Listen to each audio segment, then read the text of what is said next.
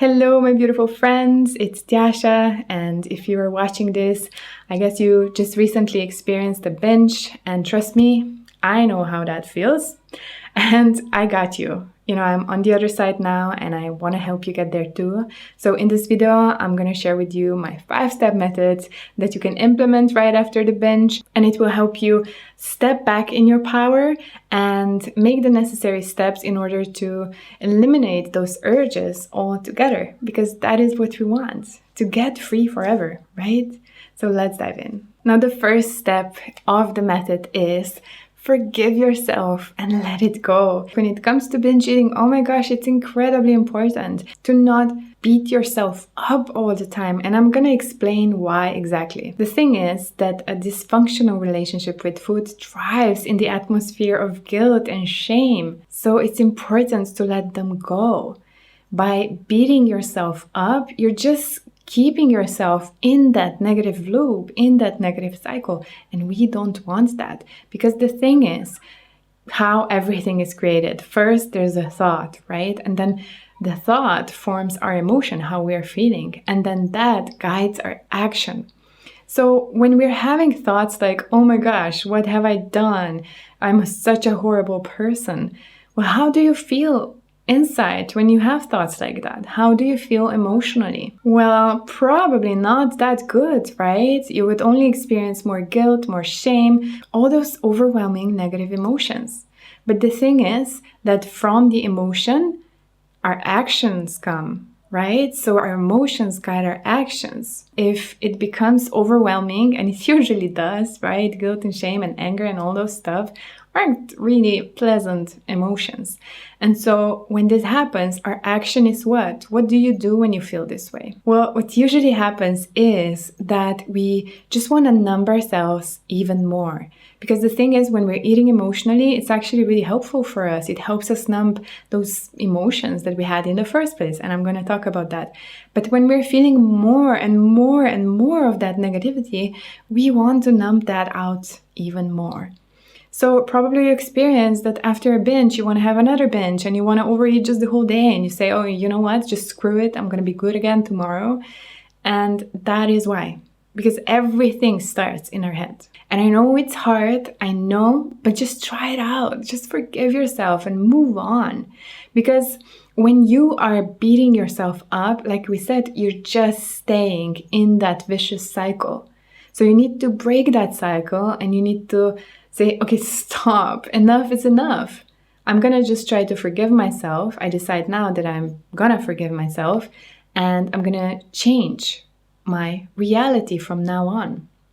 And it starts by you forgiving yourself now. If we want to change our reality, we need to change our thoughts. We need to shift now in this moment. So forgive yourself and don't make it a big deal. It happened, right? And this brings us to the second step, which is find the lesson and be grateful for it. What I mean by that is that emotional eating is always just a symptom of a much deeper problem going on. And I say that all the time. It's just a symptom. So in order to really heal it and overcome it, we need to go deeper and we need to find the cause of it. And there can be many different causes. There's many different types of emotional eating, but it starts with having the awareness. So what I always suggest to all of my clients is that they have a journal, like a physical journal that they write in. And so when a binge happens, I want you to, of course, first step, forgiveness, and then approach it with curiosity and fascination. No judgment. Always shift from judgment to curiosity. Loving curiosity. Even try to imagine that you're stepping out of your body, you're looking at your body from an outside perspective, and just think about it from this perspective. It will help you so much. And then ask yourself a series of questions like, what was going on before I binged? Did I eat breakfast? Did I experience some trauma? Did somebody say something to me? Did I have an argument with somebody?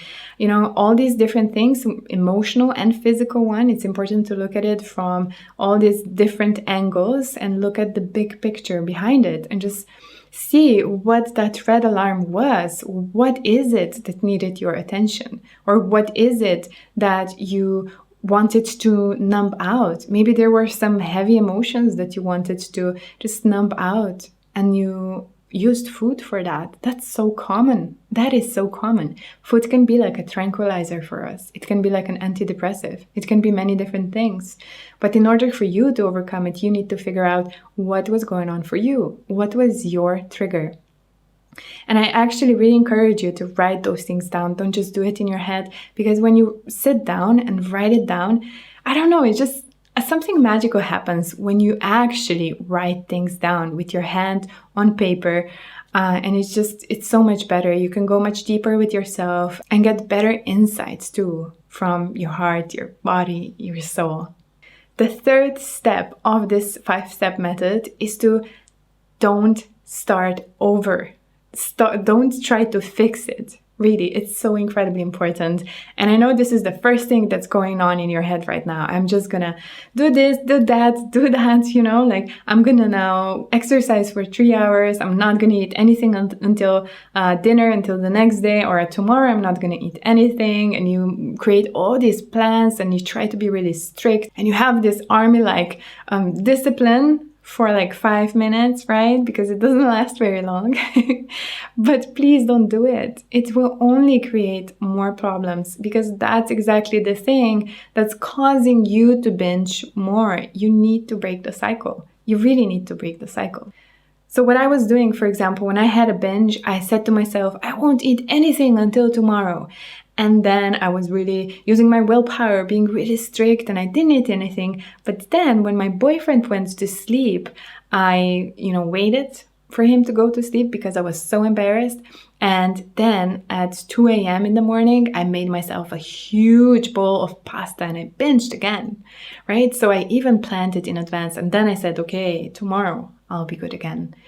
I know a lot of my clients just use exercise as a way to balance the calories out, and they work out for multiple hours every day. And if you are doing that as well, just stop, because, it just keeps on going. We need to break the cycle. I know it feels very luring right now to do that and to restrict and to make all these plans, because you're afraid you ate too much calories and now you want to kind of balance it out, right? But the thing is that you're approaching it from the wrong perspective. It's about letting go of the control more and giving the control back to your body, because the truth is, your body is a magnificent machine. It's the most incredible machine ever created, really. And your body comes with a user manual, and it's this intuition that you have when it comes to eating.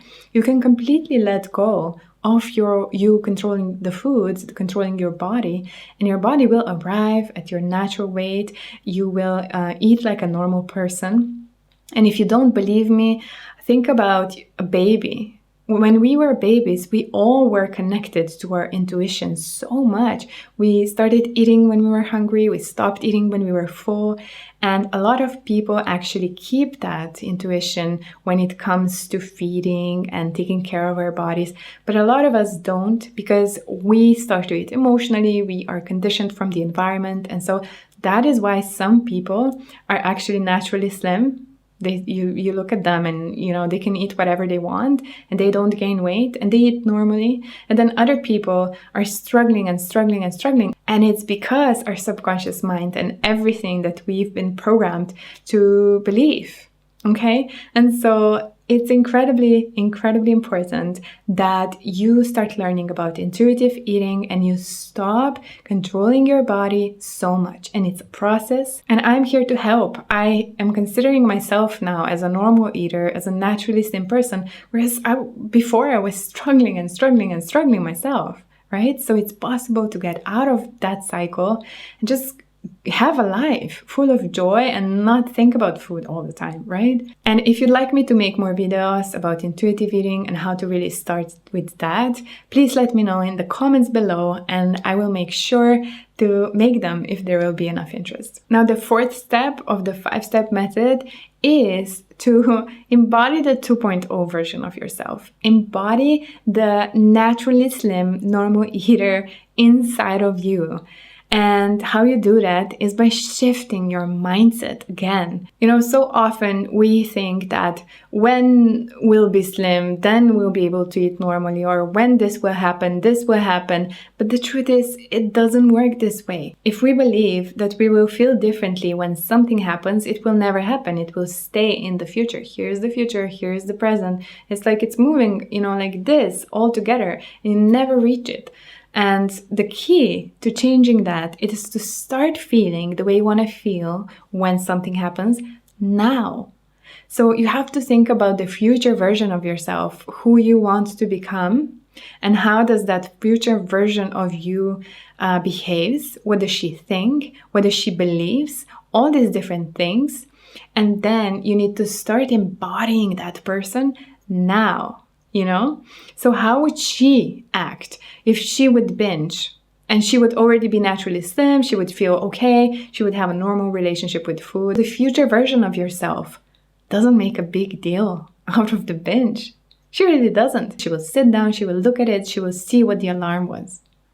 What is the alarm trying to tell her, right? Remember how it goes. First, we have our thoughts.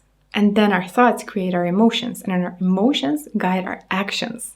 So if you make it a big deal and you, in your head, you're saying to yourself all these horrible things, you're feeling all these emotions and your actions won't be really good, right?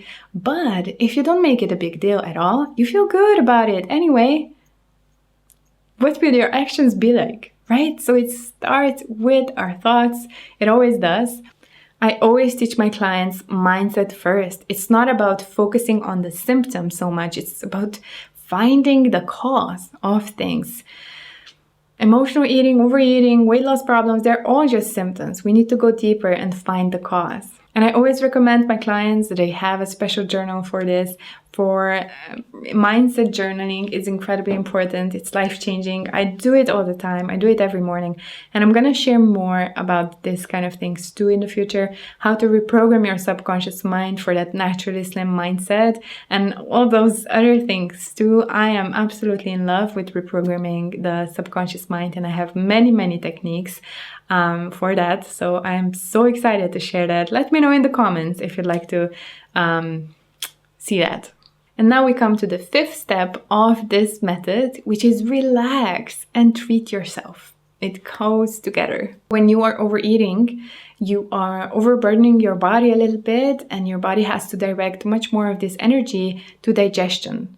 And so less energy is left for feeling the feelings. That's why emotional eating works, right? Because we numb ourselves down effectively. And much less energy is also left for thinking. And that's why often we have this brain fog after we overeat, after we binge.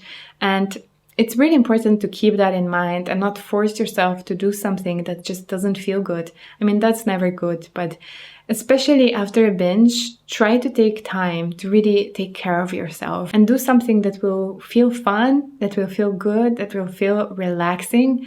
And I know it's easy to say, oh, I don't have time, but just think about it. If you are binging, how much time do you have to take for that? And you always take it, right? It's not like, oh, I don't have time, I'm not going to binge. It's not like that. So priorities need to change. You can find the time to do some self-care activities, to go and read your favorite novel, to make yourself just a warm cup of tea and just be with yourself in your journal a little bit, to take a warm bath, to go watch your favorite TV show, to go for a long walk in nature. It's important also to know to not do something really like stressing for the body, because your body needs a break. Your body is, you put it through something, and now it's time that you show your body the love that you have for her. It's important that we just show extra love towards our bodies in times like this, because they're working hard, always. They're working hard to protect us, to keep us healthy, no matter what we do, no matter how many binges we do. Your bodies are always there for us, trying to keep us in our best shapes and health. I think a really, really good thing to do also is to do something to feel prettier, to feel more beautiful, because I know that After a binge, I always felt like crap, seriously. I felt so ugly and fat and big and puffy and bloated. And it really helped that I just took some time to just chill a little bit, relax a bit, and then do something nice for myself. Even if that was just putting on a mascara and putting my favorite dress on, because that made a huge difference. And whenever I did that for myself, even, outside of the days that I had the binges, it really influenced me in a good way. It always helped, I think, to lower the possibility of me having the binge, because when I felt pretty and beautiful and elegant and feminine, it was just not that tempting to go and just binge and overeat and be like a pig in the kitchen almost. Sometimes that was the case for me. So beautify yourself, make yourself feel pretty, put on your favorite dress. It makes a huge difference, It makes a huge difference. And just do the things that make you happy. And I know you cannot do them like for the rest of the day, for the rest of the afternoon, but you can take some time for it. You can take 5 minutes for just journal a little bit and having a tea. You can take maybe 15 minutes in 2 hours later. Maybe you can take 30 minutes in the evening. Just take like small little chunks of time to take care of yourself. Treat yourself as the goddess that you are. Treat yourself as the 2.0 version of yourself would. Embody that 2.0 version of yourself now. Just be that person now. Act as if you are her already. And treat yourself, pamper yourself, relax, and just take exquisite care for yourself because you deserve it. If you'll do all that, I can promise you that you'll instantly feel much more empowered and you'll lower the possibility of the binge happening again, right? So it's on you. You need to break the cycle now and do these 5 steps and then come back in the comments, let me know how it was. And if you want to learn more about emotional eating, I prepared a special training where I shared my top secrets on how to overcome emotional eating for good. And you are invited. It's free. The link is in the description box below or somewhere around here. Subscribe to my channel if you want to see more of this kind of content. And I'll see you soon.